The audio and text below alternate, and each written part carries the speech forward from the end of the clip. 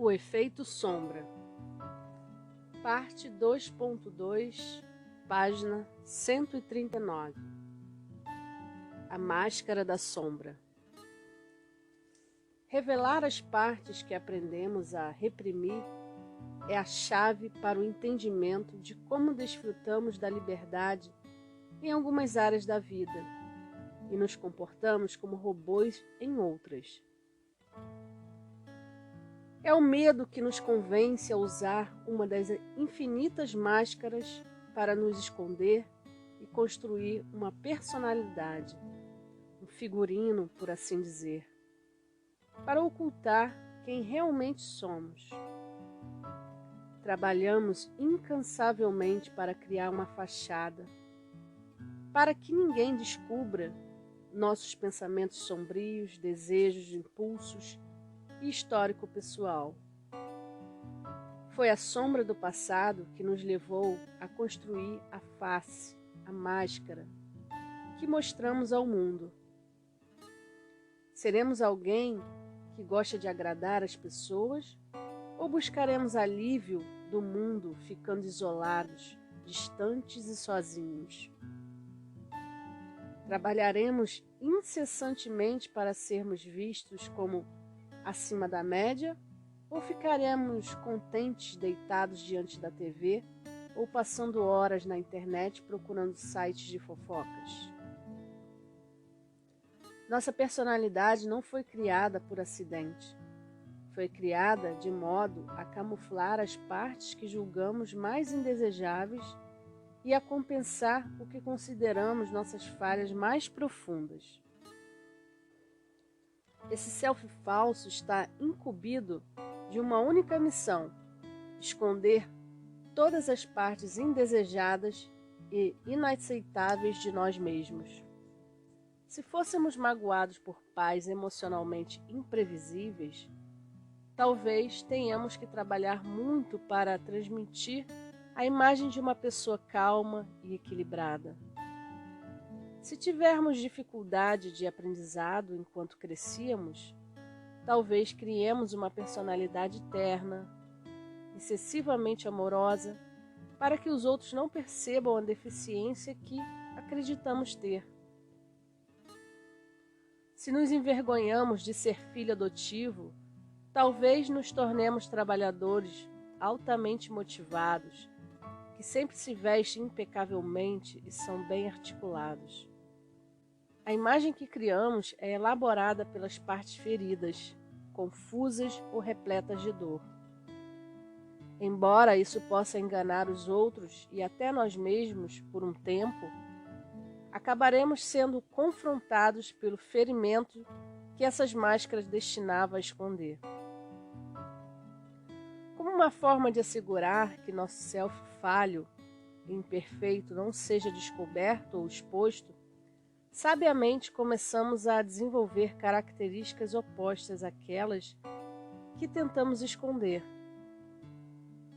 Trabalhamos duro para compensar as partes que julgamos inaceitáveis, torcendo para ludibriar os outros e nos livrar dos sentimentos ruins que foram associados a eles. Se nos sentimos permeados pela insegurança, podemos ter desenvolvido uma personalidade arrogante, sabichona, para convencer os outros que temos uma imensa confiança. Se nos sentimos fracassados, talvez nos tenhamos cercado de pessoas que fizeram grandes realizações ou exagerado no alcance dos próprios esforços para parecer mais bem-sucedidos do que realmente somos. Se nos sentimos impotentes, talvez tenhamos escolhido uma carreira ou um parceiro que nos permita parecer mais poderosos. Nossa persona nos convence de que não há nada que desconheçamos a nosso respeito, de que somos de fato a pessoa que vemos no espelho e acreditamos ser.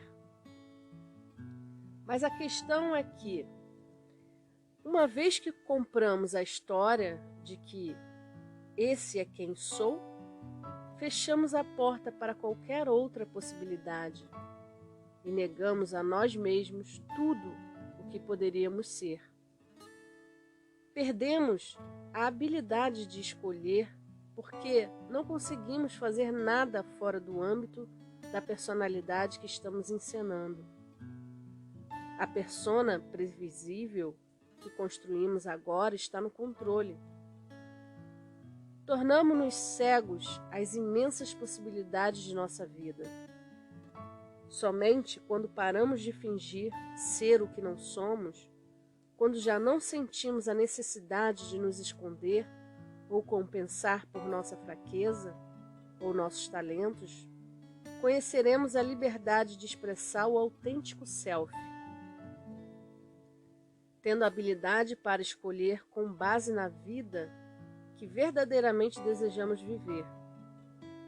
Quando rompemos esse transe e já não nos preocupamos se somos adequados, nem tememos o que as pessoas pensam de nós, podemos nos abrir e aproveitar as oportunidades que poderiam passar despercebidas quando estamos encurralados em nossa história ou por trás de nossa máscara. Somos levados ao ponto de exaustão pelo ideal do ego para ser diferente do que somos. Lutamos para ter mais força, mais segurança. Sem perceber, nos posicionamos para provar que somos mais, melhores ou diferentes que o restante. Ou tentamos ficar invisíveis para nos adequar sem chamar a atenção.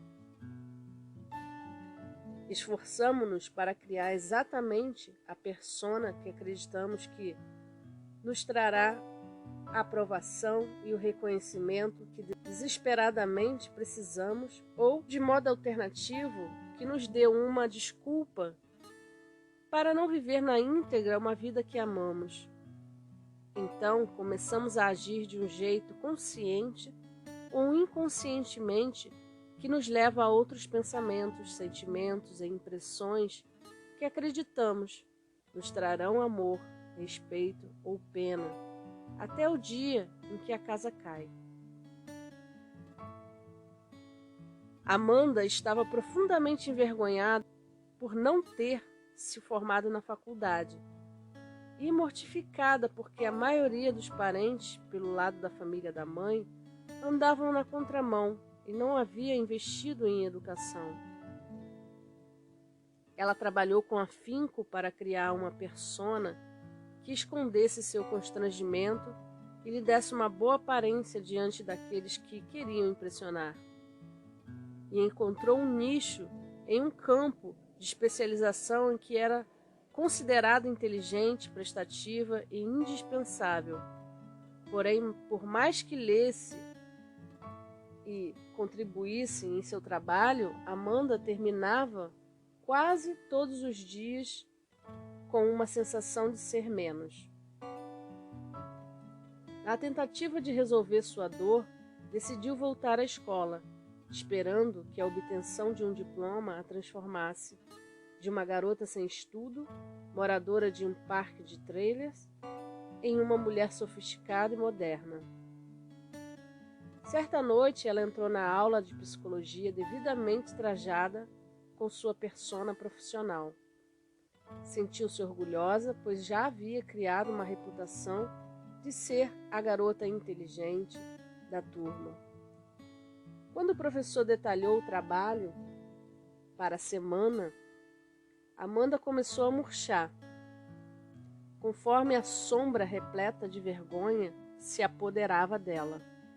Ela podia sentir o corpo inteiro se retraindo ao ver que o projeto era criar uma árvore genealógica bem detalhada, demonstrando o histórico educacional e as profissões de todos os membros da família. Conforme começou a trabalhar no exercício, a notar que todos os membros da família viciados em drogas, financeiramente instáveis e sem formações, foi confrontada pela dor e pelo constrangimento do histórico familiar. A sensação esmagadora de não ser boa o suficiente subitamente pareceu grandiosa demais para continuar escondida atrás de qualquer persona. Adiante, naquela semana, quando leu o relatório e olhou com mais compreensão para a árvore genealógica, em vez de sentir orgulhosa do trabalho que fez, sentiu muita vergonha. Depois de alguns anos tentando fugir de sua sombra, foi necessária apenas uma tarefa para que a persona de Amanda fosse escancarada. Assim como Amanda, alguns de nós sabíamos que, mesmo com pouca idade, tentávamos ser alguém que não éramos. Em vez de nós mesmos, queríamos ser como alguém em que nos espelhávamos.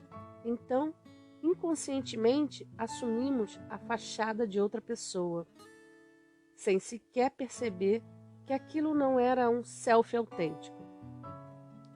Mas, de qualquer maneira, em nossa busca por liberdade, segurança e autenticidade, é imperativo reconhecer que estamos vestindo a versão de uma máscara que colocamos há 20, 30 ou 40 anos. E agora, nosso selfie autêntico está gritando para ter nossa atenção, está profundamente escondido atrás de uma máscara. E o falso selfie está disfarçando nossa verdadeira natureza. Imagine isso. Quando era uma criança pequena, você recebeu um pequeno presente, uma moeda mágica, talvez de sua avó. Desejando mantê-lo em segurança, você o escondeu para que ninguém pudesse encontrá-lo. Depois de todas essas décadas, você seria capaz de lembrar o local onde escondeu o presente? Sequer lembraria de tê-lo escondido? O mesmo aconteceu com o selfie autêntico. Você o manteve escondido por tanto tempo que esqueceu a existência dessa sua parte. A natureza da fachada que escolhemos varia com base em nosso histórico, pais, arredores onde vivemos e no que era considerado bom ou mau comportamento. No entanto, as máscaras que são comumente vistas na sociedade atual não são diferentes daquelas de 100 anos atrás. Hoje, a versão atualizada de sedutores, encantadores, bajuladores, eternos otimistas, descolados, mártires, boas garotas, caras bacanas, durões, abusivos, intimidadores, ardilosos, intelectuais, salvadores, depressivos, piadistas, solitários, vítimas e daqueles acima do padrão. São expressões repetitivas, arquétipos do mundo contemporâneo. O problema em viver dentro dessa máscara é o que eventualmente nos faz perder de vista quem realmente somos e as possibilidades para a nossa vida. Ao ignorar a escuridão, inconscientemente extinguimos nosso poder autêntico, nossa criatividade e nossos sonhos, expondo nossa vida secreta. A sombra prospera quando temos segredos. No instante em que fechamos a porta para um ou mais aspectos particulares, colocamos em movimento uma vida secreta. Há um provérbio nos programas dos 12 passos: seus segredos o mantêm doente. Em meus anos de trabalho com pessoas, posso afirmar isso. É verdade. Não há do que se envergonhar. A maioria de nós tem uma vida aberta e outra secreta. Temos uma persona que mostramos ao mundo e uma vida secreta que mantemos escondida. Construímos uma vida secreta para esconder as partes de que mais nos envergonhamos de assumir. Pode ser uma área da vida que dá vergonha ou um comportamento que tememos ser inaceitável para quem amamos. Talvez seja uma área de nossa vida que esteja fora de controle, um vício ou dependência com que relutamos, ou uma fantasia sobre a qual receamos falar. Quando nosso comportamento é incompatível com a máscara que usamos, nós nos esforçamos muito para escondê-lo. Podemos ser muito ternos e atenciosos com todos com quem temos contato durante o dia, e depois, ao chegar em casa à noite, gritamos com os filhos. Talvez nos comportemos como intelectuais brilhantes diante dos colegas, mas em casa ficamos assistindo a programas fúteis na TV ou jogando videogame. Talvez estejamos em um relacionamento de compromisso, mas traímos em segredo, ou agimos como alguém que galgou o sucesso pessoal, quando na verdade vivemos secretamente à custa de nossos pais. A vergonha não resolvida nos leva a traduzi-la em ações. Ela acaba surgindo em atitudes que revelam certas partes da vida que vínhamos tentando ocultar. Podemos trabalhar dia e noite tentando controlar os impulsos ocultos, para que não venham à tona, mas estamos apenas a um passo de agir de uma maneira que mine o respeito próprio. Se estivermos escondendo uma parte de nossa vida na qual agimos sem integridade, isso acabará sendo exposto à medida que assinamos cheques sem fundo ou mentimos na declaração do imposto de renda. Se habitualmente encobrimos sentimentos de solidão, eles podem vir à tona na calada da noite, através de uma fome insaciável por açúcar, álcool ou sedativos que preencham o vazio que sentimos. Se a raiva que sentimos décadas atrás não foi enfrentada e liberada, poderá se expressar transformando-nos em pais ranzinzas ou cônjuges briguentos. Talvez descontentamento por saber que os pais se traíam possa nos tornar atraídos por parceiros não confiáveis e emocionalmente abusivos. Pode ter acontecido de nossa curiosidade sexual normal ter sido sufocada em tenra idade, originando um fascínio insaciável por pornografia ilegal e sexo de risco. No entanto, para nos livrar de compulsões incontroláveis que nos levam a uma vida secreta, precisamos encontrar meios de expressar os aspectos reprimidos, para que possamos ficar em segurança quanto aos comportamentos que podem sabotar nossa vida. Mateu era chefe de equipe de uma prestigiada universidade de medicina. Era admirado pelos colegas e tinha uma esposa amorosa e 3 filhos saudáveis. Embora aos olhos de todos ele parecesse um pilar da sociedade, Mateu se via entediado com seu intelecto e todas as honras que acompanham o sucesso. Uma noite, depois do plantão médico, ele voltou para casa e foi assistir à TV, tarde da noite. Ficou fascinado por uma jovem atriz que estrelava um filme e decidiu pesquisar sobre ela na internet. Uma coisa levou a outra, e enquanto ele visitava um site pornô, clicou em um anúncio de uma boate de striptease.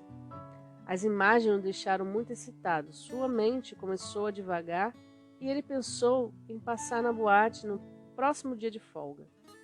Sentindo uma pontada de empolgação e medo, racionalizou sua decisão, ponderando que, já que a boate era do outro lado da cidade, poderia apenas colocar um boné para evitar ser reconhecido. Em pouco tempo, as visitas à boate tornaram-se habituais para Mateu.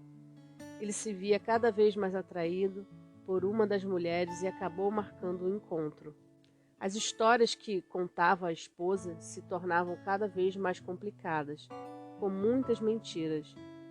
Ele passou a procurar conferências nas partes mais remotas do país, de modo a poder desfrutar de fins de semana de depravação, sem se preocupar em ser flagrado.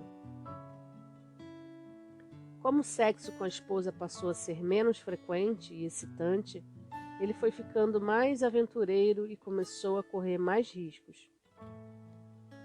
Comprava e levava com ele lingerie e roupas sensuais para que as mulheres usassem. Em um fim de semana, Maria, mulher de Mateu, pegou o carro dele para levar as crianças à aula de tênis. E quando abriu o porta-malas para tirar o equipamento, notou uma mala médica que nunca tinha visto. Depois de deixar as crianças na aula, voltou ao estacionamento e por instinto abriu a mala. Ficou chocada ao encontrar lingerie transparente, camisinha e um estoque de parafernália sexual, tudo guardado dentro da pequena mala. Querendo entender a extensão da infidelidade do marido, começou a vasculhar as faturas de cartão de crédito, o histórico da internet e as contas de celular. Depois de estudar o comportamento dele por várias semanas, ela descobriu a dimensão da vida secreta que Mateu estava levando e que girava em torno de boates de striptease, acompanhantes e inúmeros programas noturnos. Após várias semanas de sofrimento silencioso, Maria decidiu confrontar Mateu com todas as provas que havia descoberto. Sem nada a dizer, o comportamento oculto agora exposto, Mateu estava diante da tarefa de tirar o véu dos anseios não realizados que o levaram a criar esse vazio entre a persona e a vida particular. Conforme o choque das consequências de sua vida secreta veio à tona, ele ficou desgostoso porque sua sombra o iludira e o levara a um comportamento que ele jamais sonhara ser capaz de ter.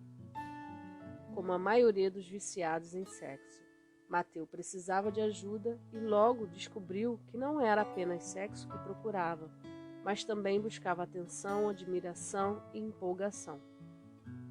Se tivesse sido capaz de ver e reconhecer esses desejos secretos, poderia ter procurado o apoio que precisava antes de seu comportamento sair do controle. Em vez disso, a sombra o fez perder o casamento e a dignidade. Ao longo dos anos, já ouvi incontáveis pessoas em meus seminários compartilhando histórias parecidas. Sem pensar, elas se tornam alguém que nunca quiseram ser.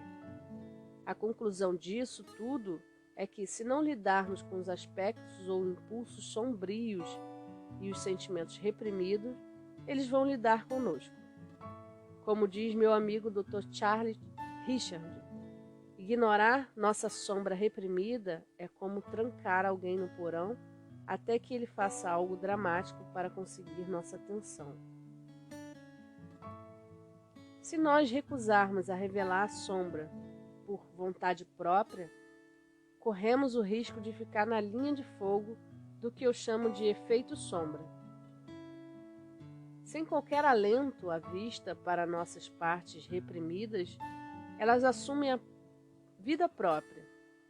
Ao liberar a culpa e a vergonha que carregamos, quando parte de nossa vida está oculta na escuridão, podemos abrir as portas do porão e trocar a vida secreta por uma vida autêntica. Quando negamos a nós mesmos uma válvula de escape segura para o lado sombrio, ou nos recusamos a sequer reconhecer sua existência, isso vai se acumulando e se torna uma força capaz de destruir nossa vida, assim como a de todos que estão à nossa volta. Quanto mais tentamos reprimir os aspectos de nossa personalidade que julgamos inaceitáveis, mais eles encontram meios nocivos de se expressar.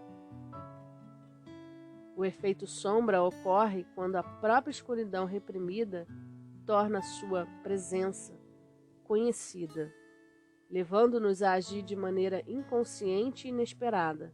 Isso acontece quando algo no mundo externo força a escuridão a sair de seu esconderijo e subitamente ficamos cara a cara com os traços, comportamentos e sentimentos do personagem que mantivemos escondido na vida secreta.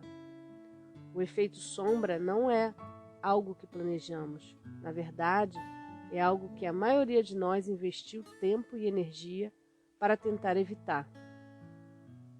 Mas quando entendemos esse fenômeno, podemos desvendar o mistério da sabotagem pessoal. O efeito sombra. Imagine que cada característica, cada emoção, cada pensamento sombrio que você tenta ignorar ou negar, seja como uma bola de praia que você segura embaixo d'água. Você pega o selfie egoísta, o raivoso, o excessivamente bom, o não tão bom assim, o tolo, o convencido, todos eles, e subitamente está oprimido com todas essas bolas de praia que tenta segurar. Se você ainda é jovem, tem bastante energia para conseguir administrar muitas bolas. Consegue reprimir muitas das características indesejadas. Mas depois, quando está cansado, de coração partido ou doente, quando não acredita mais na possibilidade de um futuro emocionante, quando abaixa a guarda, quando sua atenção está na família ou na expectativa de uma promoção, quando já tomou drinks demais, de repente, bum, você ou alguém ao seu redor faz algo sem pensar, e uma ou mais bolas emergem e o atingem no rosto. Esse é o efeito sombra. O que são as brigas de trânsito? Será que é algo além de uma bola de praia de raiva reprimida, forçando o caminho à superfície? Vemos isso na mídia o tempo todo. Um cineasta que faz filmes cristãos subitamente fica bêbado e aos berros faz comentários antissemitas na fúria da bebedeira. Um astro do rádio que ganha vida sendo um grande comunicador, de repente faz um insulto racial que destrói sua carreira e reputação. Uma jovem e ambiciosa professora que joga fora o futuro por fazer sexo com um aluno de 14 anos. Uma estrela de cinema que pode pagar por praticamente qualquer coisa e é flagrada roubando em lojas. Todos esses impulsos reprimidos e escondidos que tentamos administrar são como bombas relógios esperando para explodir. E podemos ter certeza de que o efeito sombra surgirá no momento menos oportuno, quando estivermos à beira do sucesso financeiro ou vivendo um novo romance, há poucos dias de nos aposentar ou prestes a fechar um negócio que poderia mudar nossa vida para sempre. Esses são os momentos em que sabotamos o próprio sucesso, conscientemente ou não, quando uma escolha feita sob a névoa da inconsciência mina o progresso pelo qual trabalhamos durante anos. Uma sabotagem pessoal é a exteriorização da vergonha interna escondida nos recônditos escuros da mente inconsciente. Pelo fato de não termos tido sabedoria, coragem ou recursos para fazer as pazes com o que reprimimos por culpa, medo ou vergonha, isso é forçado à exposição para que possamos recuperar um self perdido e voltar ao estado de transparência do self pleno. Somente quando o comportamento autodestrutivo já não é mais segredo, é que podemos olhar objetivamente os danos que estamos causando a nós mesmos e aos que estão ao redor e encontramos motivação para mudar só após os filhos voltarem da escola e encontrarem a luz cortada é que nos dispomos a encarar o vício no jogo. É preciso ser detido no trânsito para despertarmos para o fato de que o hábito de beber está fora de controle. Quando saímos para jantar com amigos e o garçom anuncia que o cartão foi recusado, finalmente nos damos conta de que os gastos estão fora de controle. Quando somos flagrados roubando a conta da empresa. Enfim, percebemos que precisamos lidar com o problema. Podemos nos iludir quanto a estar indo bem no trabalho ou na dieta, até recebermos a avaliação anual, o subirmos na balança. O efeito sombra surge como um potente reflexo externo do mundo interno que está perigosamente desequilibrado. Porém, por mais doloroso que sejam, esses momentos servem para começar um processo de evolução involuntária.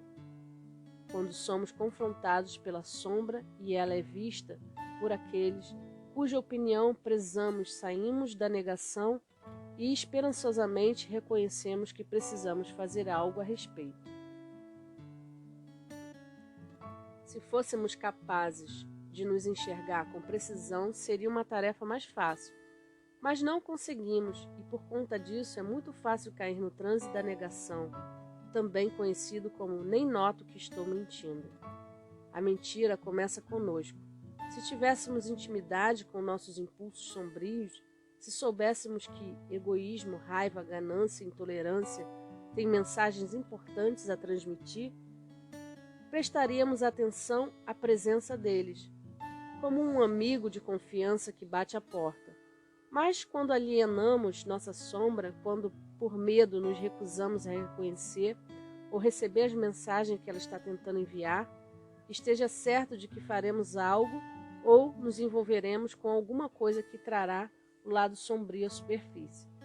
Nessas ocasiões, a notória batida à porta mais parece uma pancada na cabeça. No entanto, os momentos em que encontramos a escuridão repudiada não são apenas os mais dolorosos, mas também os mais férteis de nossa vida. Se queremos evitar a cólera do efeito sombra, precisamos fazer uma verificação da realidade diariamente, observando se estamos agindo de maneira que pode nos envergonhar, constranger ou destruir família, carreira, saúde ou autoestima. Precisamos acordar e pensar se estamos escondendo ou negando uma vida secreta. Temos de nos conscientizar de nossos hábitos, comportamentos ou maneiras de ser que talvez estejamos escondendo dos outros. Se tememos pelo que poderia acontecer caso a família, os colegas de trabalho ou amigos vissem nossos e-mails, checassem o histórico de visitas e sites, ou lessem os pensamentos perversos de julgamento de nossa mente, temos de reconhecer essas coisas com sinais, sinal vermelho piscando. A negação é a culpada por mantermos nossa vida secreta intacta e oculta, e nos mantém focadas em qualquer coisa, menos em nossas indiscrições. Para abraçar nossa sombra e destruir a possibilidade de o efeito sombra nos dominar, precisamos nos abrir para uma verdade maior quanto à nossa humanidade e o que está à espreita, sob a superfície da pessoa que julgamos ser. Quando direcionamos a mente à investigação da hipocrisia do comportamento humano, abrimos-nos a uma verdade mais profunda e significativa, que todas as nossas partes merecem ser vistas, ouvidas e abraçadas, que cada aspecto detém uma dádiva maior do que podemos enxergar, e cada sentimento merece uma expressão saudável. Quando eles tentam nos retirar da escuridão e nos expor à luz, irão nos apoiar da criação de relacionamentos saudáveis, na recuperação da boa saúde mental e no alcance de nosso potencial. O efeito sombra destrói nosso personagem perfeitamente construído, de modo que podemos nos reinventar como alguém diferente de quem temos sido. A sabotagem pessoal não é nada além de relutância do self superior em continuar interpretando o papel que designamos a nós mesmos. De preferência, deveríamos abraçar os aspectos rejeitados da boa vontade, quando insistimos, contudo, em nos ater aos personagens, a queda que pode ser dolorosa e turbulenta. Há exemplos disso por toda parte. Britney Spears, a mosqueteira norte-americana que usava a máscara de uma boa garota, entra em uma espiral de autodestruição, tornando-se uma notória garota má. Tiger Woods, maior jogador de golfe de todos os tempos, com a máscara de realizador acima da média, tem atitudes que o fazem passar de super-herói a traidor sabotador de si mesmo. Quando a máscara da personalidade humana fica apertada demais, quando já não há mais lugar para respirar, ela explode para que possa recriar-se. Há literalmente milhões de exemplos que vêm ocorrendo ao longo dos tempos e claramente demonstram o fenômeno do efeito sombra. No entanto, quando essas indiscrições pequenas ou gigantescas de outras pessoas são trazidas à luz, sacudimos a cabeça, perplexo pelo comportamento que apresentam. Dizemos que a pessoa caiu em desgraça. Mas será que é isso? Será que a desgraça não é a encenação bem construída que apresentamos ao mundo enquanto nossa vida secreta está escondida dos que amamos?